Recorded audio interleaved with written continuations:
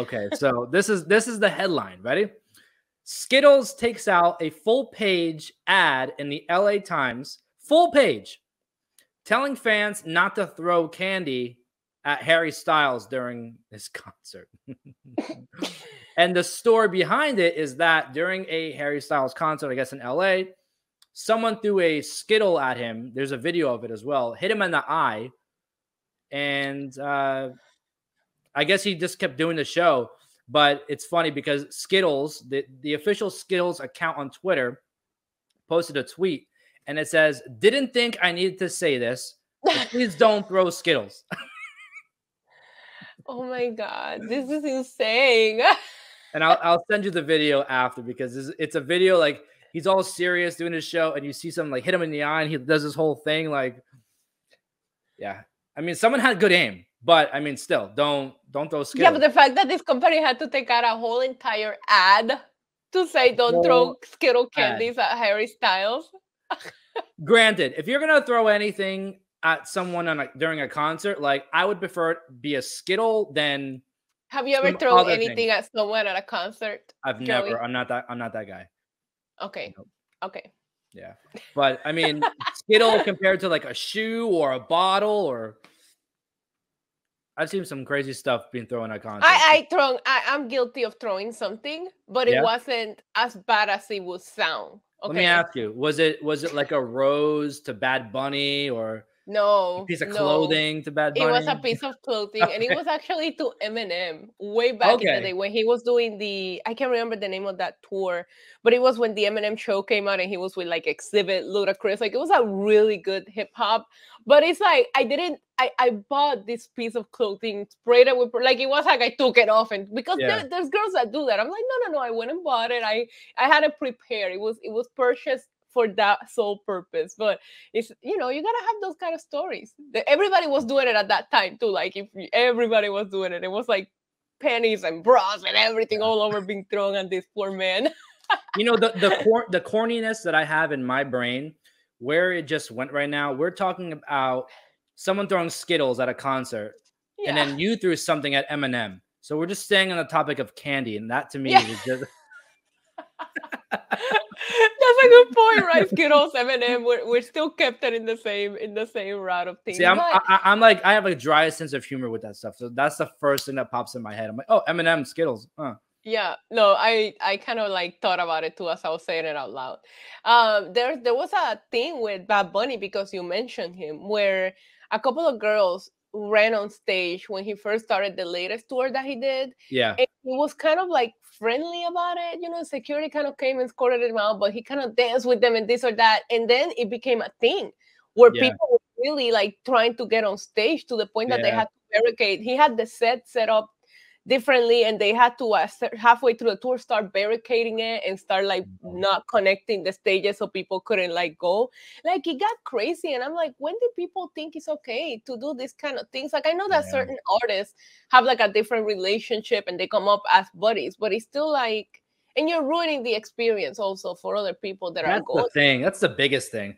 And you know what sucks about it too is, I've seen a lot of instances where people go on stage and like security will attack them, or the artists themselves will attack them. But nowadays you see artists kind of like play it cool and try to like calm it down. And that makes people think that they can do it. That it's okay. Exactly. So when where's the middle ground there? When Bad Bunny performed at that big music festival, a girl ran on stage. And if you watch the video, remind me to send it to you. His back is to her, right? Yeah. So when she grabs him, he don't even know what just grabbed him, and you can see the jump, and then he turns around, and then security comes and gets her, and he tries to calm her down. But I was like, I can't imagine what had to go through his head that half second where he doesn't know what's happening, behind him. And also, I feel like it's incredible because of the way that we consume content today, how huge these artists are. And it makes you wonder, do they realize how big they really are? Because like Harry Styles to me seems like such a chill dude. Bad Bunny seems like someone that's like super humble, that will talk to anyone that stop him. And it's just like, do you realize like you need to be more careful?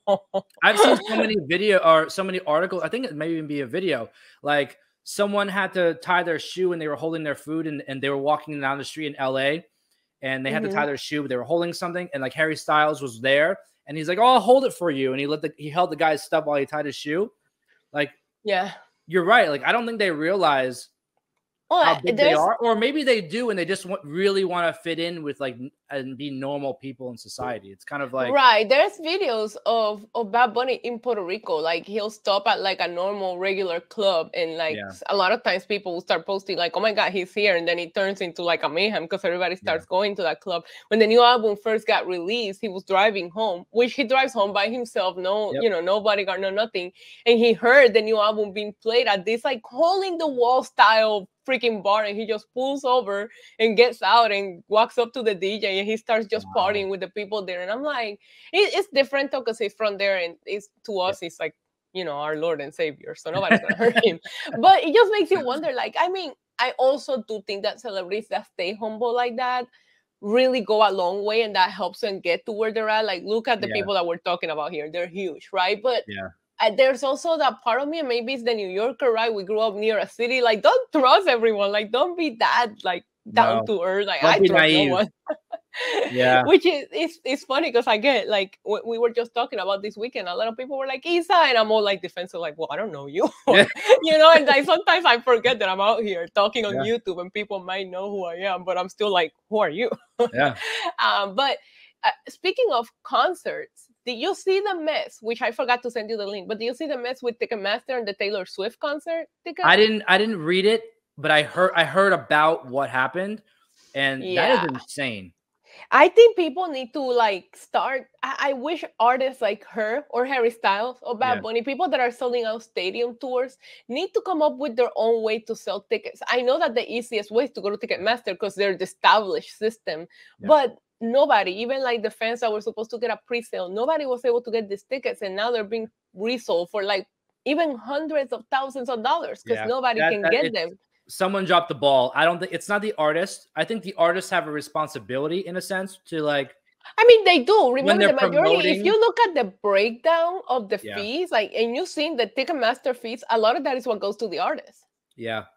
I think the artist, so like someone like Taylor Swift, she can post anything and it's viral in seconds. So if she says everyone go to Ticketmaster and buy tickets, the world is going to Ticketmaster to buy tickets. So I think that maybe there has to be like a delay in that sense where it's like, no, they were trying to make it sound like that's what they did, but then this happens with Ticketmaster. I mean, I would assume that this was a whole different scale because I think it was like 2.3 million tickets sold that day. Wow. But I experienced it trying to even just see, because I usually don't buy my tickets the day they come out for like even wrestling events, but I get in just to see because I like to talk about it. It's a big deal, right? And you see it, you'll be on the queue, you get to number one and it'll reset you all the way back, and you're like, I just sat here there was people waiting for hours. And there was a girl on TikTok crying because she got to the point, bought the tickets, and then it reset her back to the queue after she had the tickets in her cart.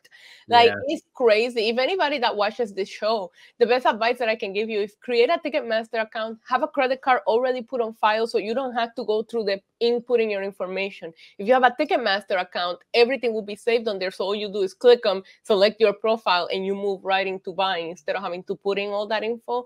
But sometimes even then, it's just like a gamble. And you feel bad because legitimate fans are not getting the opportunity to go see their favorites because bots and third-party people are getting it to resell them at these insane prices. And Ticketmaster now has like an alliance with Live Nation, which is the biggest concert, the people that make the concerts. To me, that's a conflict of interest. Absolutely. Let me ask you a question. Which company do you use most for your tickets? I use SeatGeek a lot. I love SeatGeek. Yeah. I love SeatGeek. I used to use StubHub a lot because at one point StubHub had a reward system where you would get like StubHub cash depending on how many tickets you bought. So you will get a discount. So I like StubHub. Because of what ticket sales has turned into, I don't buy my tickets the day they come out. And you and I had a long conversation about how I feel the ticket, especially in wrestling, depending on the event. There's some events that I would never tell you, wait till the last minutes. And there's some that I can sniff it from like months away where I just tell people, don't worry, we'll get them the day off. But I always go to secondary markets, and I would say StubHub and SeatGeek are my go-to if I cannot get face value from Ticketmaster the day off. But Yep. I become very, very against Ticketmaster. I don't like, if I don't have to go to them, I'd rather not. And it's I don't because like their of these kind of system. situations. I'm just not a fan of their system, the way that it functions. Yeah, and their fees are ridiculous. Their fees are ridiculous. I've seen that, and like I've seen the exact same tickets in two places, and like one's like $50-$60 more. I'm like, why? What's the difference? Like, well, even for Full Gear recently, if you went into StubHub, they were at face value, and they would show like, I'm sorry, Ticketmaster 105, and when you went to check out, because they add the fees now. SeatGeek and StubHub will show it with the fees already added to them. And I'm like looking at the same section, and I'm like, why is it cheaper to resell than it is to get it through Ticketmaster? I think that Ticketmaster has an ugly hold onto the ticket company. So I'm like rebelling against the system. So I really don't. The only way that I'll do Ticketmaster is if I'm being honest with you, like a smaller show that doesn't have a lot of demand, that you can buy them at face value. Or like a WWE house show, because I do love a good house show here and there. Those don't have that big of a demand, so you can, kind of get them normally. But a lot of times people get these tickets when they come out, and then you go to SeatGeek and you can find a really good seat. What I love about SeatGeek is that they'll show you where the seat is. Like StubHub shows you more of the section, and you have to think about the rows. Like, okay, I'm going to be on this row. Where SeatGeek, and I love how they'll show if it's a good deal or not a good deal. They compare it for you. I'm a big fan of that. They list it as like the best deal, and they show you the virtual like seating chart, which I like. Yeah, I used to have season tickets to the Yankees, and obviously you can't go to every Yankee game. I wish I would have, but it's impossible. So that's where I learned a lot about reselling tickets, where to go, what to do, because I will sell.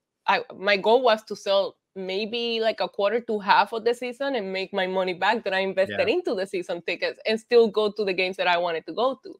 And you learn so much about the market and about how it works, and it's crazy. If you're a season ticket holder, they try to get you to sell them through Ticketmaster, and I'm like, no, I'll sell them on my own, thank you. Yeah, I've learned a lot about ticket sales and different things like that through the wrestling tickets. Like, I think I have not. I mean, I have bought my tickets for every wrestling show, like within the week of the show for the last like 2-3 years. Actually, no, longer than that, because we didn't have shows in 2020. So before that, so like within the last year, like when you convinced me about AEW, I did talk you into it, and did I not tell you were gonna get a good deal? You told me like literally the spot on the price of what I was gonna pay, and I did. I have gone to, and I told you this example, I have gone to a Royal Rumble, the one that was in Philly when Asuka and Shinsuke won and Ronda showed up. I bought tickets. I drove to Philly without tickets, ate a cheesesteak, went to you know how they have the little get-together area in Philadelphia, that in Xfinity area, hung out with friends, walked to the arena, sit outside of it, waited 5 minutes. Excellent seats. Royal Rumble, which is one of the big ones, got seats for it. Now, you asked me about WrestleMania in LA, get those now. Yeah. But there's certain shows like Royal Rumble in San Antonio. I know it's selling well, but I still think those are resellers. I was thinking about doing it this weekend with Boston. I was thinking about maybe just making the trip and doing that, but I don't know how. I'm going to be there. Yes, you are. Lucky. So come on, let's do it. I don't know how the tickets are going to be, because I know they have it's kind of a different seating chart with the War Games set up and different things like that. And it's, I don't know. I don't want to drive all the way there and then be stuck with no tickets. We'll talk about it offline. Yeah. But the whole point to this is do not throw Skittles at Harry Styles, and just watch how you buy your tickets. Do not go to Ticketmaster. If it says premium pricing, you're screwed. Like go to StubHub, go to SeatGeek. Like that whole drama with Taylor Swift, I was like, this could be something that really takes down Ticketmaster, because she has a humongous fan base. People uniting, it could be ugly for them. But I've been against war. I've been against Ticketmaster for quite some time now, if I'm being honest. I do have to give props. I know this person is probably not even watching, but the lady or the woman who wrote this article, her name is Chrissy Callahan. I got to give her props. Let me read you the first 2 sentences of this Harry Styles article. Yes. So after that title, it says, "It might seem obvious, but Skittles were meant to be eaten, not pelted at your favorite musician during a concert. Sadly, One Harry Styles fan apparently missed that memo, so the candy brand just released a brilliant ad to remind everyone that Skittles are candies, not weapons. Oh my God. Beautiful. If you want to see all our videos about real news stories that are funny, stupid, or weird, click the subscribe button below. Otherwise, we'll start posting spoilers about your favorite new movies.